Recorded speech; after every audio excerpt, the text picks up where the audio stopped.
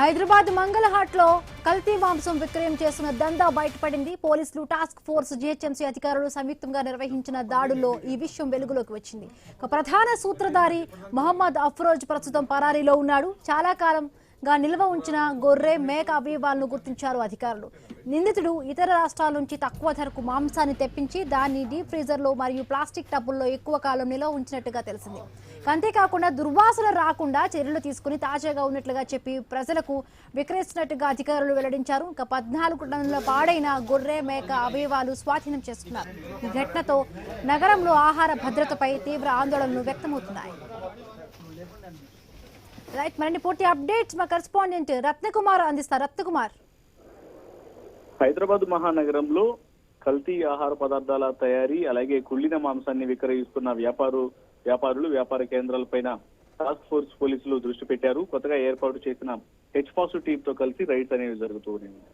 ఈ క్రమంలోనే ఇవాళ మరొక రైడ్ అనేది జరిగింది. మంగళహాట్ పోలీస్ స్టేషన్ పరిధిలోని చిస్తీ చమన్ లో కుళ్ళిన మాంసం అమ్ముతున్న స్టోరేజ్ పైన టాస్క్ ఫోర్స్ పోలీసులు దాడులు చేశారు. కుళ్ళిన మాంసంతో పాటు ఆ మటన్ అవయవాలు, లివర్, బోటి, మేకకాళ్లు, అలాగే తలకాయ తదితర పదార్థాలను దాదాపు 8,000 కిలోల నుంచి 10,000 కేజీల వరకు ఆ మటన్ ను అక్కడ ఉంచి వివిధ హైదరాబాద్ మహానగరంలో ఉన్న పలు ప్రముఖమైనటువంటి హోటల్స్ కు తరలిస్తున్నట్లు కూడా గుర్తించడం జరిగింది. అయితే ఈ సమాచారం తెలుసుకున్న టాస్క్ ఫోర్స్ పోలీసులు హెచ్ఫాస్ట్ టీమ్ తో పాటు జిహెచ్ఎంసీ వెటర్నరీ డాక్టర్ అలాగే మంగళహాటు పోలీసులతో కలిసి రైడ్ అనేది చేయడం జరిగింది. రైడ్ చేసి 8,000 కేజీల నుంచి 10,000 కేజీల వరకు ఉన్నటువంటి ఈ మటన్ అవయవాలన్నింటిని కూడా సీజ్ చేశారు. అయితే ప్రస్తుతం A to Z goat and meat shop పేరుతో నిర్వహిస్తున్నటువంటి యొక్క మాంసం విక్రయాలకు సంబంధించినటువంటి ఓనర్ ఎవరైతే ఉన్నారో అఫ్రోజ్ అనే వ్యక్తి ప్రస్తుతం పరారీలో ఉన్నాడు.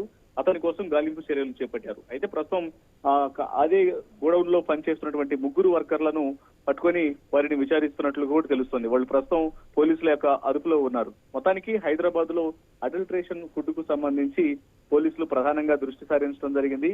టాస్క్ ఫోర్స్ పోలీసులు ఇటీవల కాలంలో ఎక్కడెక్కడైతే కుళ్ళిన మాంసాన్ని విక్రయిస్తున్నారో ఆ సెంటర్ల పైన దాడులు చేస్తూ ఉన్నారు. కల్తీ పేస్ట్ కావచ్చు, అల్లం వెల్లుల్లికి సంబంధించి, అలాగే పన్నీర్ తయారీ, కుళ్ళిన చికెన్ అమ్మకాలకు సంబంధించి ఇవన్నీ అన్నింటిని కూడా దృష్టి పెట్టి ఈ యొక్క రైడ్స్ అనేవి కంటిన్యూ చేస్తున్న నేపథ్యంలోనే ఇవాళ ఈ కుళ్ళిన మటన్ కు సంబంధించినటువంటి సెంటర్ పైన రైడ్ చేయడం జరిగింది.